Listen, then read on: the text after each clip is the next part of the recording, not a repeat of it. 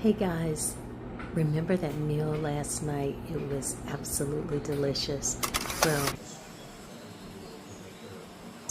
Well, we're gonna take this